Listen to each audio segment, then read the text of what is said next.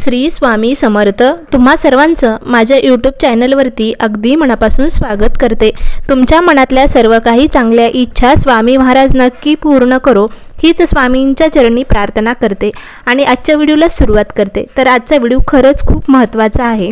तर पौर्णिमे दिवशी लक्ष्मी मातेला प्रसन्न करण्यासाठी तुम्हाला ही सेवा करायची आहे, जेणेकरून आपल्या घरात लक्ष्मी मातेचा वास राहील, भगवान विष्णूंचा वास राहील, घरामध्ये सुख शांती संसार सुखाचा व्हावा याच्यासाठी आपण सतत काही ना काही उपाय तोडगे सेवा करत असतो आणि त्याचं फळ आपल्याला स्वामी महाराज नक्कीच देत असतात। त्याचबरोबर आपण केलेली सेवा उपाय निशंक मनाने आणि विश्वास ठेवून केली तर नक्कीच त्याची फलदायी लवकरात लवकर आपल्याला मिळत असते। तर असाच काही उपाय आहेत जे की पौर्णिमे दिवशी आपल्याला करायचे आहेत।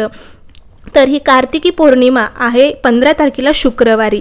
तर पौर्णिमा कधी चालू होती तर 6:39 पहाटे चालू होती आणि समाप्त संध्याकाळी 2:58 होती, म्हणजे दुसऱ्या दिवशी 16 तारखेला।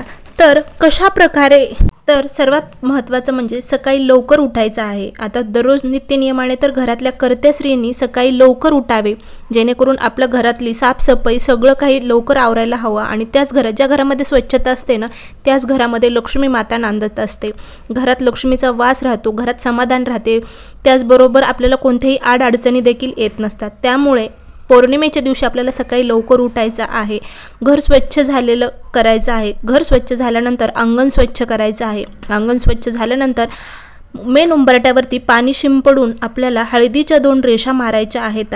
उंबरट्यावरती छानशी रांगोळी देखील काढायची आहे आणि अंगणामध्ये सुद्धा रांगोळी काढायची आहे। ह्या छोट्या छोट्या अगदी गोष्टी आहेत जे केल्याने आपल्या घरामध्ये सुख शांती मिळत असते, कोणतेही वास्तुदोष होत नाहीत किंवा बाहेरची नजर दोष होत नाही, म्हणून आपल्याला ह्या सेवा करायच्या आहेत। आणि पौर्णिमेच्या दिवशी केल्याने घरामध्ये लक्ष्मी मातेचा नक्कीच वास राहतो, त्याचबरोबर आपल्याला काहीही अडचणी येत नाहीत।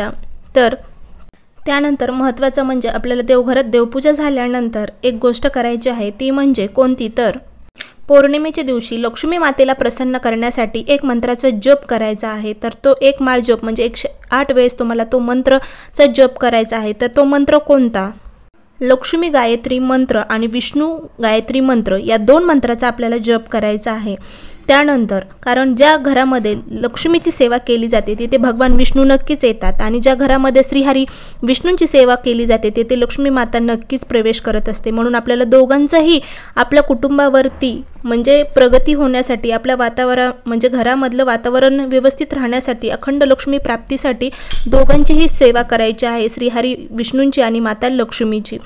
त्यानंतर संध्याकाळच्या वेळेमध्ये काय करायचं आहे की एक पंथी घ्यायची आहे, खूप महत्त्वाचं आहे बघा। दर पौर्णिमेला तुम्ही ही सेवा करत चला, सेवा केल्याने कोणती सेवा वाया जात नाही, त्याचं फळ आपल्याला कधी ना कधी नक्कीच मिळत असतं। तर काय करायचं आहे, संध्याकाळच्या वेळेमध्ये ज्यावेळेस आपण प्रदोष काळ असतो, दिवे लावणीचा वेळ असते, तर त्या वेळेमध्ये मेन उंबरट्यावरती एक आपल्याला छोटीशी पंथी घ्यायची आहे, त्याच्यामध्ये 2 लवंग टाकायचे आहेत, एक तमालपत्र टाकायचं आहे आणि थोडंसं शुद्ध गाईचं तूप टाकायचं आहे आणि भीमसेनी कापूर घ्यायचा आहे आणि तो जो कापूर आहे सगळं एकत्र ठेवून प्रज्वलित करायचा आहे आणि आपल्या घरामध्ये तारक मंत्र लावायचा आहे। त्याचबरोबर कालभैरव अष्टक देखील लावायचं आहे। जर तुम्हाला पठण करता येत असेल तर तुम्ही पठण करा आणि ते प्रज्वलित करायचं आहे। त्याचबरोबर महालक्ष्मीचा गायत्री मंत्र आहे तो सुद्धा तुम्हाला लावायचा आहे, विष्णू गायत्री मंत्र लावायचा आहे, पठण करायचं आहे। एक माळ जरी तुम्हाला शक्य होत नसेल संध्याकाळच्या वेळेमध्ये करणं, सकाळी तुम्ही जप केलाय पण संध्याकाळी शक्य होत नाही तर तुम्ही टीव्हीवरती लावा, मोबाईलवरती लावा आणि तुम्हाला तो म्हणजे ती जी ही आहे प्रज्वलित करायची आहे पंथी म्हणजे त्याच्यामध्ये ठेवलेले जे कापूर आहे, लवंग आहेत आणि थोडंसं शुद्ध गाईचं तूप टाकलेलं आहे आणि तमालपत्र आहे, असं तुम्हाला ते प्रज्वलित करायचं आहे आणि ते संपेपर्यंत हे आपल्याला मंत्र चालू ठेवायचे आहे, जेणेकरून आपल्या घरामध्ये जी वाईट शक्ती आहे ती बाहेर निघून जाईल आणि घरामध्ये अखंड लक्ष्मी प्राप्तीसाठी आणि घरात लक्ष्मी नांदावा याच्यासाठी आपल्याला हे पौर्णिमेच्या दिवशी करायचं आहे।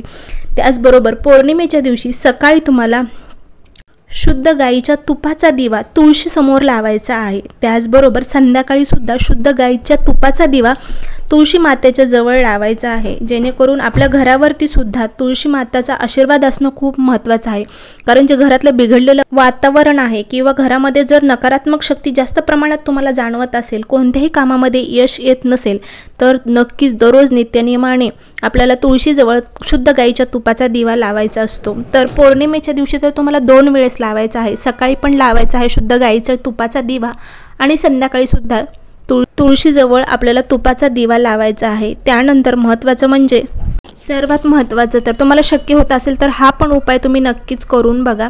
तर 64 योगिनी यंत्र जे आहे, आता घरामध्ये तुम्हाला हे 64 योगिनी यंत्र जे स्वामींच्या केंद्रामध्ये भेटेल, तर तुम्हाला खरंच इच्छा असेल तर हे 64 योगिनी ज्या व्यक्तींनी लावलेलं नाही आपल्या मेन दरवाजाच्या तिथे, तर तुम्ही नक्कीच आणा. तर हे 64 योगिनी यंत्र आपल्याला अष्टमीच्या दिवशी पण आपण लावतो, पौर्णिमेच्या दिवशीसुद्धा लावतो. तर ज्यांना शक्य होते, कारण 64 योगिनी ज्या हे आहेत त्या दत्त महाराजांच्या दासी आहेत आणि ह्या सुद्धा तुम्ही ह्या पौर्णिमेच्या दिवशी आपल्या मेन दरवाजाच्या तिथे हे तुम्हाला लावायच्या आहेत. तांब्याच्या आणायच्या आहेत आणि लावायच्या आहेत. तर त्यांच्या अगोदर आपल्याला पूजा करायची आहे, हळदी कुंकू लावायचा आहे, फूल अर्पण करायचं आहे आणि नंतर आपल्याला त्या मेन दरवाजाच्या तिथे लावायचं आहे. हे तर 64 योगिनी यंत्र आपल्याला लावायचं आहे. तर या प्रकारे आपल्याला पौर्णिमेच्या दिवशी जेवढं होईल तुम्हाला तेवढं शक्य कोणती ना एक तरी सेवा तुम्ही नक्कीच करा आणि लक्ष्मी माता तुमच्या घरावर नक्कीच प्रसन्न होईल, तिची कृपा तुमच्यावर होईल, घरामध्ये सतत आनंदाचं वातावरण राहील. याच्यासाठी हे उपाय तोडगे असतात, तर नक्की करा. तर या प्रकारे आजचा व्हिडिओ होता. खरंच तुम्हाला व्हिडिओ आवडला असेल तर कमेंटमध्ये नक्की लिहा. श्री स्वामी समर्थ. जय जय स्वामी समर्थ. अवधूत चिंतन. श्री गुरुदेव दत्त.